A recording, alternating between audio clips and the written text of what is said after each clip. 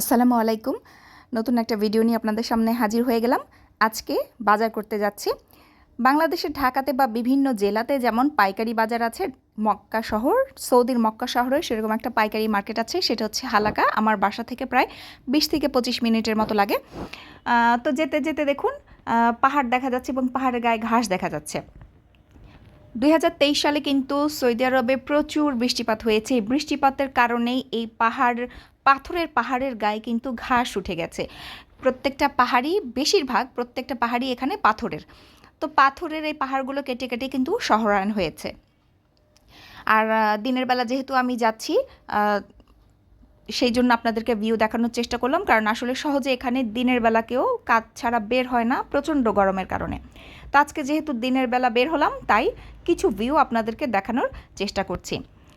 তো 20 থেকে 25 মিনিটের মতো লাগবে আমার বাজারে যেতে। আর দেখুন দূর থেকে দেখা যাচ্ছে একদম উঁচু যে একটা টাওয়ারের মতো, সেটা কিন্তু কাবা শরীফের যে টাওয়ার আছে, ক্লক টাওয়ার যেটা, সেটা এখান থেকে দেখা যাচ্ছে।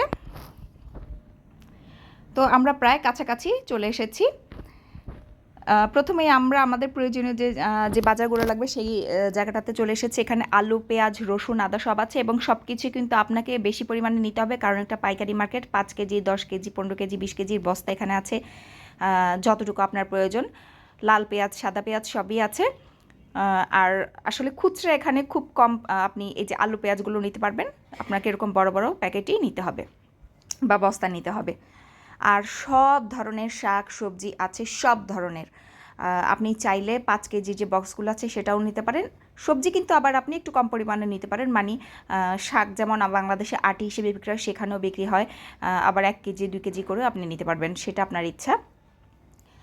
তো দেখতেই পাচ্ছেন, যেহেতু পাইকারি মার্কেট, সব কিছুর পরিমাণ অনেক বেশি, অনেক বেশি। এই দেখুন লতিও আছে, কাঁঠালের বিচি আছে, কচুর ছড়া আছে, সব আছে। মরিচের বিভিন্ন প্রকার আছে।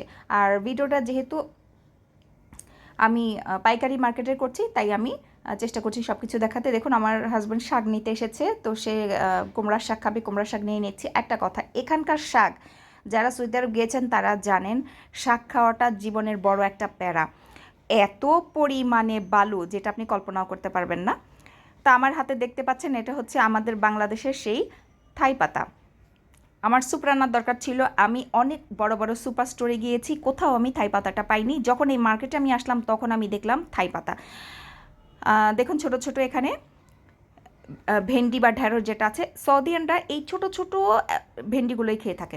কাঁচা টমেটো আছে, কাঁচা আম আছে, দেখুন লাল এটা মরিচ, এটাও এক ধরনের মরিচ। আমি আসলে এই মরিচটা খাইনি, তাই আমি এটা ঝাল সম্পর্কে বলতে পারবো না। আমলকি, কলা, তারপরে এখানে অনেক আফ্রিকানরা আছে, তাদের যে বিশেষ ধরনের কলা যেটা তারা রান্না করে সেটা আছে। আমি যে দোকানটা এখন দেখাচ্ছি, এই দোকানের মধ্যে বাংলাদেশের এমন কিছু নাই, মানে যে পাওয়া যায় না এখানে। কচুর শাক থেকে শুরু করে যে পেঁপে পাতা, এমন কিছু নাই যে পাওয়া যায়নি দোকানটার মধ্যে। আমি এত অবাক হয়েছি বলার মতো না। কাঁচা তেঁতুল, সজনে ডাঁটা, সব কিছু।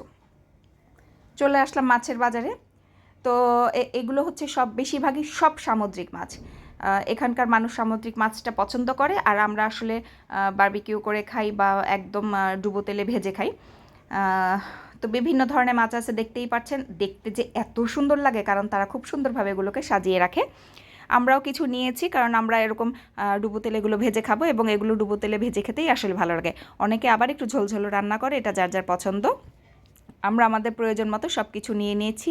সব কিছু কিন্তু পাওয়া যায়, স্কুইড, সব কিছু।